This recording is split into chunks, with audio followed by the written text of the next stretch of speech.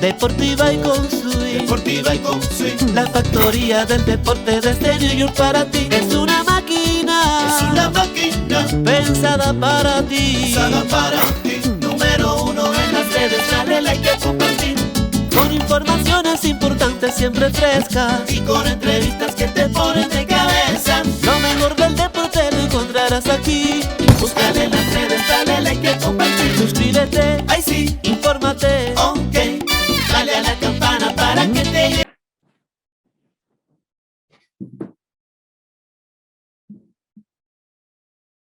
Kevin, from your perspective, how would you describe that final offensive possession leading to their final possession in the bucket? It's a scramble play. They made a couple passes. They was able to find a little crease there at the end. It was a quick play. Obviously, you get a lot of attention with them defensively. How were they defending you, and what impact did it have on the rhythm you were getting into? Yeah, they did a good job of forcing me away and then helping in the paint. I just got to be more fundamental on my moves. Just feel like some shots went in and out for me today, but I still got to be. I play fast and turned the ball. I mean, I just got to slow down and play my game. But they did a good job of making me see bodies. Kevin, Goran was talking about the fouls, the foul discrepancy again. Just what can you guys do to kind of limit how often you guys were sending them to the line and just fouling them in general? It was 26-24 fouls. I mean, both teams play physical. We're in the bonus pretty early in the quarters, but we don't want to do that. We want to play solid.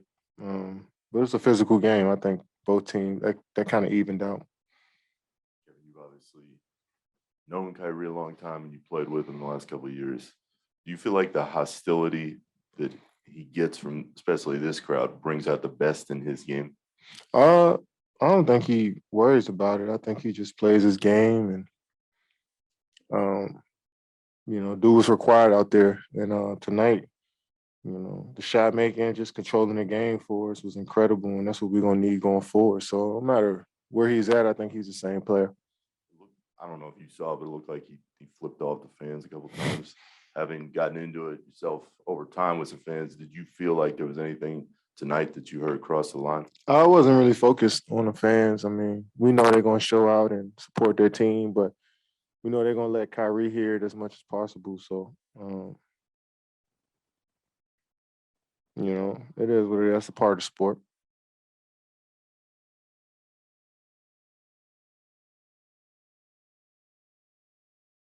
Take little tiny things like that and use them as motivators, or is he not a guy that kind of operates that way? I don't think he operates that way. I mean, he's just motivated just by waking up every morning and get a chance to live. That's the type of person he is, and it's extra to come out here and play the game that you love. So I don't think it does anything for him. I mean, he's the same player regardless. And the second part is, do you look at this loss as kind of, you take the 30,000 feet view and you look at it and say, all right, we got out rebounded. They kind of killed us on points in the paint.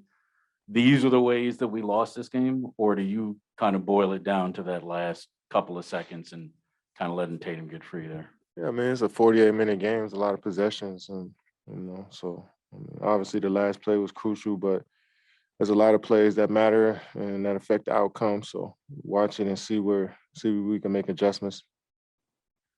Some of that was at the beginning of the third quarter there where they went on that 15-2 run. Just what did you see coming out of halftime that maybe let them go on that type of run? Just getting out in transition. I feel like we turned I had the most turnovers, 6 of them, and that helps them get out on the break,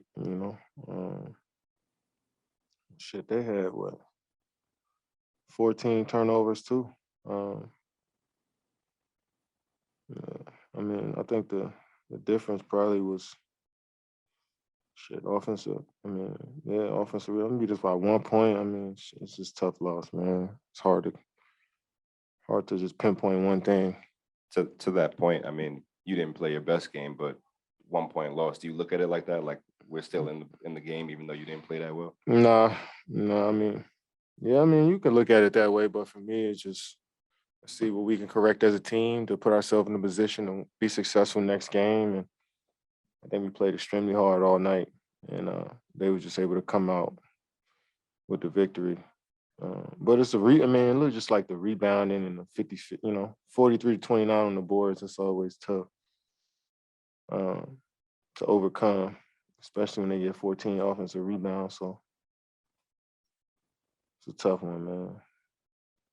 You said they were showing you a lot of bodies. Usually teams will try to trap or lose W after you get the ball, but they were trying to front you and disrupt your path before the ball. Was that effective in trying to wear you down and throw you off your rhythm? And how did you try to fight around that? Yeah, I mean, I feel like teams are going to be designed to try to take away some of my catches and my opportunities, and I've been dealing with it for a while, so it's on me to just keep playing through it. And I feel like I got some good looks there in the second half, but they didn't fall. Maybe I was rushing a bit. My fundamentals wasn't down, trying to play before the help comes, and sometimes I rush my shots, but it's about looking at the game and seeing where I could be better individually and shifting my mindset a bit as I start the game and see where I go from there. So it's a journey, and looking forward to the next game. Kevin, I know it's tough to lose games like this, but what have you learned about the playoffs over the course of your career when it comes to a game like this where you lose late and hitting the reset button mentally and getting ready for the next one? That they still sting, even though we know it's a series and they sting and you want to move past it, but, it's going to be good to look at the game and see where we can get better. And we understand this is a series and we got another opportunity to come in here and get a W on their home floor. So we got to try to, move past this one and still look at film from this one, but move past it and get ready for game 2.